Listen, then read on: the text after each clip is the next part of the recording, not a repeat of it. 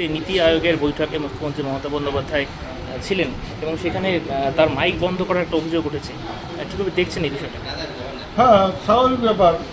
20 minute বলতে দেওয়া হয়েছে অন্ধ্রপ্রদেশের মুখ্যমন্ত্রীকে। আর আমাদের রাজ্যের মাননীয় মুখ্যমন্ত্রী যখনই বাজেটে বাংলাকে বা অন্য অবিজেপি রাজ্যগুলোকে বঞ্চিত করার কথা বলেছে, সাথে সাথে তার মাইক বন্ধ করে দেওয়া হয়েছে। এটা তো একটা অসম্মান একজন মুখ্যমন্ত্রী। কাজেই উনি ওখান থেকে ওয়াক আউট করেছেন, যথার্থ কাজ।